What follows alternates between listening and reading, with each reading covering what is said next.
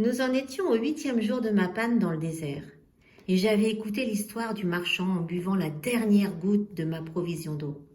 Ah, dis-je au petit prince, ils sont bien jolis tes souvenirs, mais je n'ai pas encore réparé mon avion, je n'ai plus rien à boire, et je serais heureux, moi aussi, si je pouvais marcher tout doucement vers une fontaine. Mon ami le renard, me dit-il. Mon petit bonhomme, il ne s'agit plus du renard.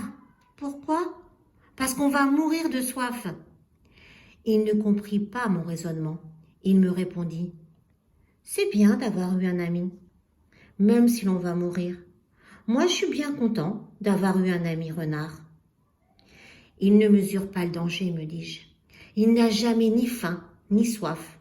Un peu de soleil lui suffit. Mais il me regarda et répondit à ma pensée. J'ai soif aussi. Cherchons un puits. J'eus un geste de lassitude.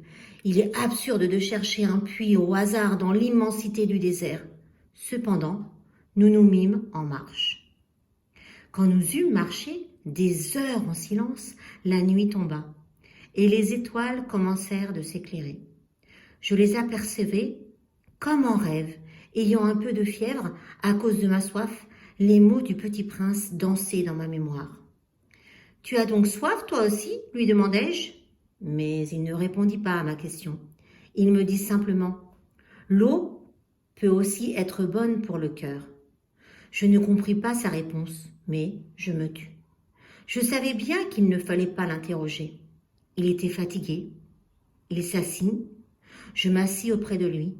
Et après un silence, il dit encore « Les étoiles sont belles à cause d'une fleur que l'on ne voit pas. » Je répondis « Bien sûr » et je regardai sans parler les plis du sable sous la lune. « Le désert est beau » ajouta-t-il. « Et c'est vrai, j'ai toujours aimé le désert. On s'assoit sur une dune de sable, on ne voit rien, on n'entend rien, et cependant, quelque chose rayonne en silence. » Ce qui embellit le désert, dit le petit prince, c'est qu'il cache un puits quelque part. Je fus surpris de comprendre soudain ce mystérieux rayonnement du sable.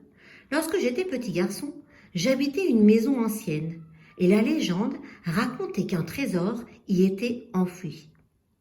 Bien sûr, jamais personne n'a su le découvrir, ni peut-être même ne l'a cherché. Mais il enchantait toute cette maison. Ma maison cachait un secret au fond de son cœur. « Oui, dis-je au petit prince, qu'il s'agisse de la maison, des étoiles et du désert, ce qui fait leur beauté est invisible. »« Je suis content, dit-il, que tu sois d'accord avec mon renard. » Comme le petit prince s'endormait, je le pris dans mes bras et me remis en route. J'étais émue. Il me semblait porter un trésor fragile. Il me semblait même qu'il n'y eut rien de plus fragile sur la terre. Je regardais, à la lumière de la lune, ce front pâle, ses yeux clos, ses mèches de cheveux qui tremblaient au vent, et je me disais, ce que je vois là n'est qu'une écorce. Le plus important est invisible.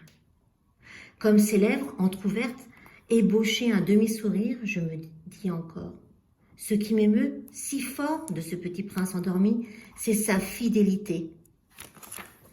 Pour une fleur, c'est l'image d'une rose qui rayonne en lui comme la flamme d'une lampe, même quand il dort. Et je le devinais plus fragile encore. Il faut bien protéger les lampes. Un coup de vent peut les éteindre. Et marchant ainsi, je découvris le puits au lever du jour. À suivre.